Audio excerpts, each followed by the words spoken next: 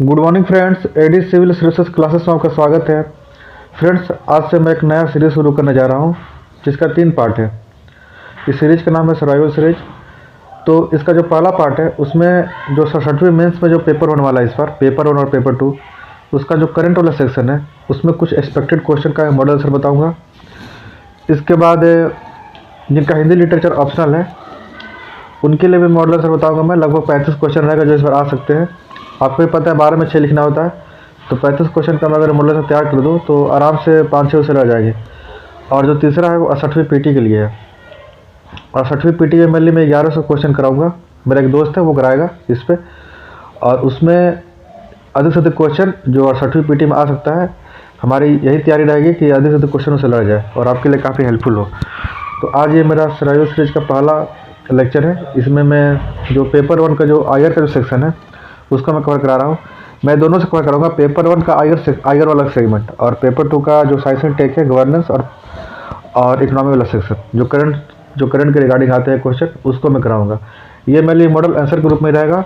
आप इसको सीधा याद करके एग्जाम में ले सकते हैं। जो लोग 60वीं का मेंस दे रहे हैं उनके लिए काफ़ी इंपॉर्टेंट है। इवन जो 60वीं का भी तैयारी कर रहे हैं और अभी से मेंस की तैयारी करना चाहते हैं, उनके लिए भी इंपॉर्टेंट है। उनके लिए कलेक्शन तैयार हो जाएगा 68वीं के लिए। तो चलिए स्टार्ट करते हैं। और इसका जो पीडीएफ है, इसका पीडीएफ के लिए आप इस नंबर पे आप मैसेज कर सकते हैं, आपको पीडीएफ मिल जाएगा यहाँ पे। ठीक है, तो चलिए स्टार्ट करते हैं। तो ये क्वेश्चन आंसर का फॉर्म ही रहेगा। ठीक है, इसमें कोई कंसेप्ट नहीं रहेगा। और जितना रिक्वायरमेंट है आंसर का, आपको पता होगा 450 से 500 वर्ड में लिखना होता है एक आंसर को बीपीएससी में।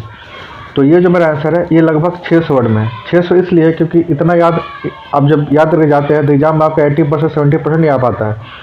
तो ऐसे में अगर इतना पढ़ के जाते हैं 600 वर्ड में, तो आराम से आप वहाँ पर 450-500 वर्ड पाएगा। इसलिए मैंने इसको थोड़ा ज़्यादा करके बनाया है। ठीक है, तो चलिए स्टार्ट करते हैं। तो क्वेश्चन है, रूस यूक्रेन संघर्ष के परिप्रेक्ष्य में भारत की स्थिति का मूल्यांकन करें। ये काफ़ी इंपॉर्टेंट क्वेश्चन है और इसके आने की लगभग संभावना है। ठीक है, तो इसको आप तैयार कर लीजिए। तो चलिए देखते हैं इसका मॉडल आंसर। तो शुरू में है कि इसका इंट्रो है कि रूस यूक्रेन संघर्ष के प्रारंभ हुए 9 महीने से अधिक हो गए हैं, किंतु यह अभी भी किसी निर्णायक की स्थिति में नहीं पहुंचा है। इस संघर्ष ने संपूर्ण विश्व को दो खेमों में विभाजित कर दिया। संपूर्ण यहाँ विश्व को संपूर्ण विश्व को 2 खेमों में विभाजित कर दिया है। लेकिन भारत की स्थिति सबसे अलग है तथा वह अपने स्वायत्त विदेश नीति के तहत तटस्थ नीति का पालन करता है। हम देखते हैं कि रूस यूक्रेन संघर्ष के परिप्रेक्ष्य में भारत की स्थिति क्या है, क्योंकि क्वेश्चन यही पूछा हुआ है कि संघर्ष के परिप्रेक्ष्य में भारत की स्थिति का मूल्यांकन करें। मतलब बताना है कि भारत की स्थिति क्या है, इसके दोनों पक्ष बताना है कि इसके दोनों पक्ष क्या है, इसका सकारात्मक पक्ष क्या है, नकारात्मक पक्ष क्या है, और दूसरा इस स्थिति का कारण क्या है, और फिर आपको एक वे फॉरवर्ड बताना है। तो सबसे पहले हम देखते हैं कि भारत की स्थिति है क्या। तो पहला, भारत प्रारंभ से किसी भी युद्ध के खिलाफ रहा एवं वार्ता एवं कूटनीति के माध्यम से इस संघर्ष का हल निकालने का पक्षधर रहा है।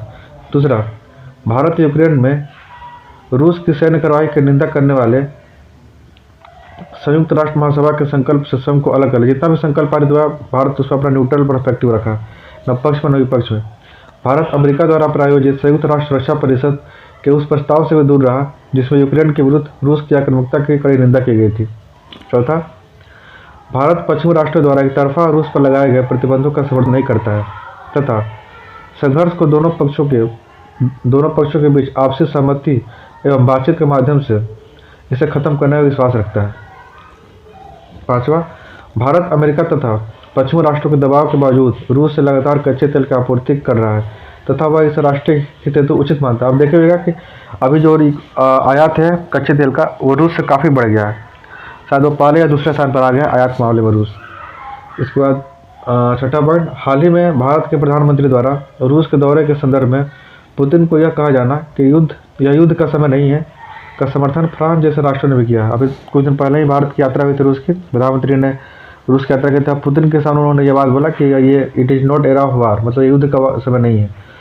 तो ये भारत की स्थिति है कि भारत युद्ध के खिलाफ है, न कि रूस के खिलाफ है। ठीक है, बाकी जो पश्चिमी राष्ट्र पूरी तरह से रूस के खिलाफ है, लेकिन भारत चाहता है कि किसी भी एक देश पर कार्रवाई करने के बजाय दोनों पक्षों से आपसी सहमति से ही इसका समाधान निकल सकता है।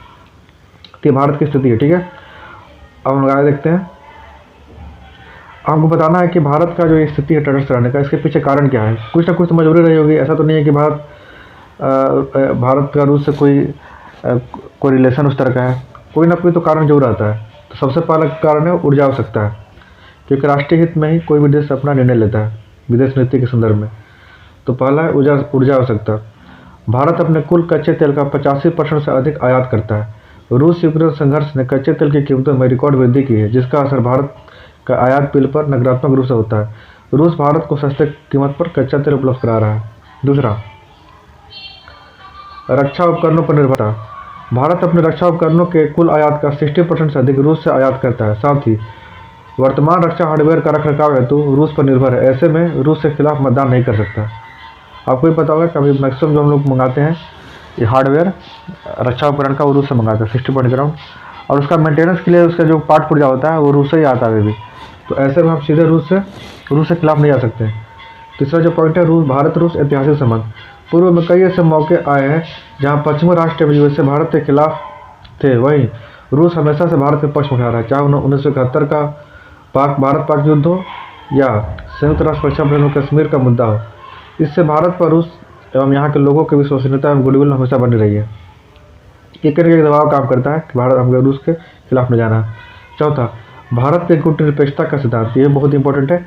भारत के इस तटस्थ स्थिति के पीछे कहीं ना कहीं भारत के गुटनिरपेक्षता का सिद्धांत भी महत्वपूर्ण स्थान रखता है। भारत अपने विदेश नीति में हमेशा संतुलन बनाए रखता है। एक और वह यूएसए समर्थित क्वाड ग्रुप का भी हिस्सा है, वहीं ब्रिक्स एवं एससीओ का भी। यह इसकी स्वायत्त और स्वतंत्र विदेश नीति का परिचायक है। तो ये 4 पॉइंट आपको बताना है कि क्यों भारत ये अपनी स्थिति बनाए हुए है। कुछ मजबूरी है, कुछ तो अपने भारत की विदेश नीति शुरू से रही है इस कारण से। अब बताना है कि भारत की जो स्थिति है क्या प्रभाव पड़ रहा है। तो इसका दोनों प्रभाव है। भारत का सकारात्मक प्रभाव पड़ता है और नकारात्मक प्रभाव पड़ता है। जैसे कि देखिए यहाँ पे सकारात्मक प्रभाव क्या है। भारत की स्वायत्त एवं स्वतंत्र विदेश नीति का परिचायक है ये। सोचिए कि पाकिस्तान के विदेश मंत्री इस चीज़ का तारीफ कर चुके हैं कि भारत एक ऐसा देश है जो यूएसए से भी डील कर रहा है और रूस से भी तेल की आयात कर रहा है वो। तो कहीं ना कहीं ये भारत की जो पॉलिसी है विदेश नीति, इसकी सफलता को दिखाता है। पाकिस्तान ऐसा नहीं कर पा रहा है और यही पाकिस्तान के फ्रस्ट्रेशन को दिखा रहा है। तो आपको ये दिखाना है कि भारत का यह स्वायत्त और स्वतंत्र विदेश नीति का परिचायक है। दूसरा, एक और पश्चिमी राष्ट्रों से भी इसका अच्छा संबंध, वहीं रूस के साथ वार्ता की स्थिति में भारत के प्रधानमंत्री अमेरिका के राष्ट्रपति से बात कर रहे हैं और जब अमेरिका के राष्ट्रपति जो बाइडेन से बात कर रहे हैं और रूस के राष्ट्रपति पुतिन से बात कर रहे हैं। तो ये एकमात्र ऐसा देश है पूरे वर्ल्ड में जो दोनों से बातचीत की स्थिति में है। ठीक है, आप देख रहे हो कि चाइना है, चाइना पूरी तरह से रूस के खेमे में है। वो अमेरिका से उससे सारा बात नहीं कर पा रहा है। इस दूसरी ओर देखिएगा तो जो फ्रांस वगैरह है या ब्रिटेन वगैरह, वो रूस से उस स्थिति बात नहीं कर पा रहे हैं। लेकिन भारत का जो रिलेशन है वो रूस से भी अच्छा है और पश्चिमी राष्ट्र भी अच्छा है। तो ऐसे में ये बहुत महत्वपूर्ण है कि भारत एक मध्यस्थता काम कर सकता है और ये मुद्दे को कई बार उठाया भी गया है, ये आगे अभी आएगा भी। ठीक है, जो तीसरा पॉइंट है ऊर्जा आवश्यकता पूर्ति हेतु केवल गल्फ देशों पर निर्भरता की बजाय आयात का विविधीकरण। पहले हम सबसे अधिक तेल जो मंगाए तो गल्फ कंट्री से मंगाते थे, लेकिन अब देखिए कि रूस से मंगा रहे हैं। तो कहीं ना कहीं जो ऊर्जा की जो आयात है उसमें डाइवर्सिफिकेशन आया है। इसके बाद जो चौथा पॉइंट है भारत का महत्व एवं इसके प्रभाव पहले के अपेक्षा काफ़ी बढ़ा है। भारत का प्रभाव काफ़ी बढ़ा है। अब पूरे इस रूस यूक्रेन संघर्ष में भारत हमेशा केंद्र बना रहा है, चाहे पश्चिमी राष्ट्र हो चाहे रूस हो।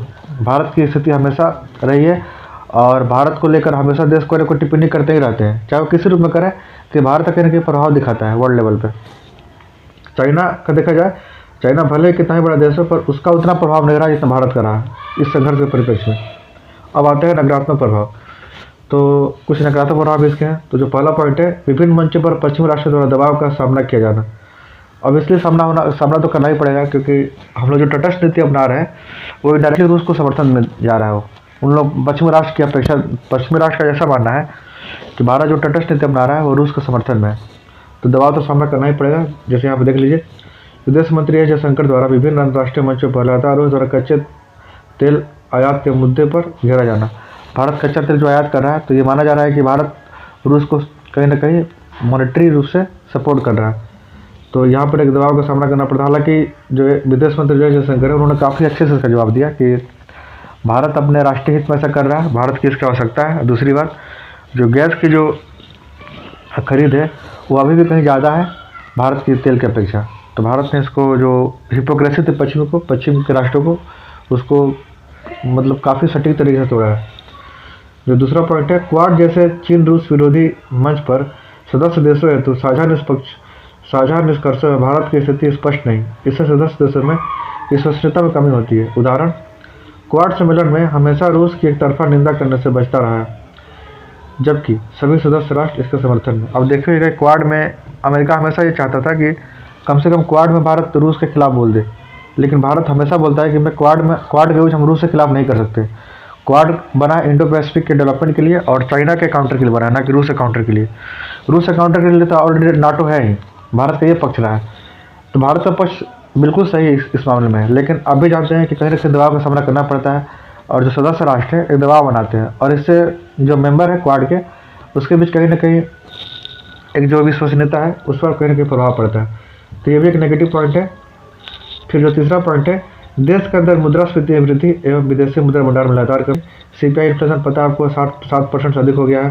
विदेशी मुद्रा भंडार में लगातार कमी हुई है। पिछला साल $647 बिलियन था, अब भारत 64 पहुँच गया था, अभी हो गया $547 बिलियन। क्योंकि जब रुपया कमज़ोर हो रहा है तो उसको मेंटेन करने के लिए RBI क्या करता है कि डॉलर निकालता है, जो विदेशी मुद्रा भंडार है, तो डॉलर की हमेशा कमी होती जा रही है।